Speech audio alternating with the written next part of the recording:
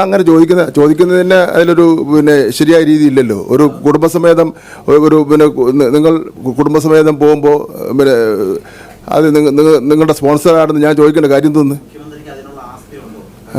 അതിനുള്ള ആസ്തിയൊക്കെ ഉണ്ട് മുഖ്യമന്ത്രിക്ക്, ഒരു സംശയവും വേണ്ട. ആവശ്യമില്ലാത്ത കാര്യം പറയല്ലേ സുഹൃത്തെ. ഇത് വെള്ളരിക്കപ്പട്ടണമല്ലോ ആണോ? നിങ്ങളുടെ ഉത്കണ്ഠ ഇരുന്നോട്ടെ, അത് തന്നെ ഞാൻ പറഞ്ഞു. ഇത്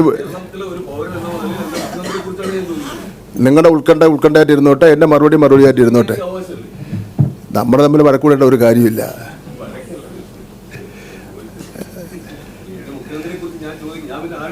അതെ,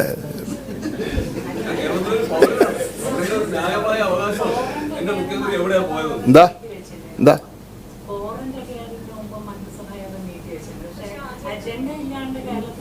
അജണ്ട എന്ന് വെച്ചാൽ അങ്ങനെ അജണ്ട ഒട്ടുമയില്ല എന്നല്ല പറഞ്ഞത്. അങ്ങനെ ഒരു ക്യാബിനറ്റ് മീറ്റിംഗിൽ ചർച്ച ചെയ്യാൻ വേണ്ടിയുള്ള അത്രയും മാത്രം അജണ്ടയില്ല.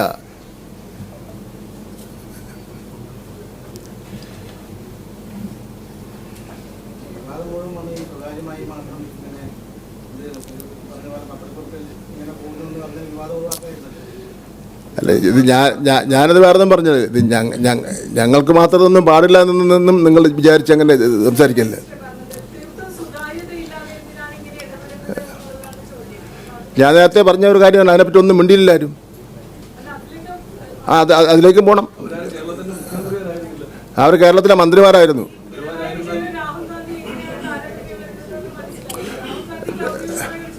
അല്ല, ഞാൻ വായിച്ച മന്ത്രിമാരുടെ പേര്, മുൻ മന്ത്രിമാരുടെ പേര്.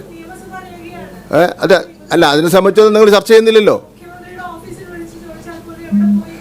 അല്ല, അതിപ്പോൾ നിങ്ങൾ വിളിച്ചു ചോദിച്ചില്ലെന്ന് എനിക്കറിയില്ല. അവിടെ ആരാണ് ഫോൺ എടുത്തതെന്ന് എനിക്കറിയില്ല.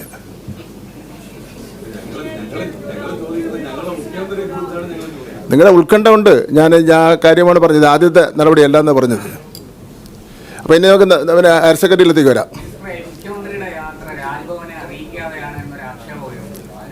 എല്ലാ കാര്യങ്ങളും രാജ്ഭവനെ അറിയിക്കേണ്ട കാര്യമൊന്നുമില്ല. ഗവർണർ എല്ലാ കാര്യങ്ങളും ഗവൺമെൻറ് അറിയിച്ചിട്ടാണ് ചെയ്തുകൊണ്ടിരിക്കുന്നത്. ഗവർണർ എല്ലാ കാര്യങ്ങളും കീഴ്വഴക്കണം ലംഘിച്ചല്ലേ ഇരിക്കുന്നത്. അങ്ങനെ എല്ലാ കാര്യങ്ങളും ഗവർണർ അറിയിക്കണമെന്ന് ഒരു വരുത്തം എഴുതി വെച്ചിട്ടൊന്നുമില്ല.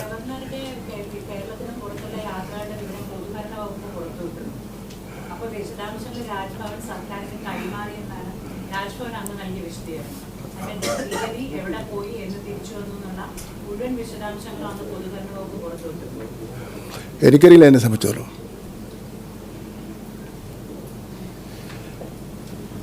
ഈ ഇടയ്ക്ക് അലു വാങ്ങാനൊക്കെ ഗവർണർ പോയല്ലോ. അതൊന്നും നമ്മളെ അറിയിച്ചിട്ടൊന്നും പോയിരുന്നില്ല. അതൊന്നും പൊതുവിതരണ വകുപ്പ് പുറത്ത് വിട്ടിട്ടൊന്നുമില്ല. ഏതാ ലൈവ് കണ്ടതാ എല്ലാവരും.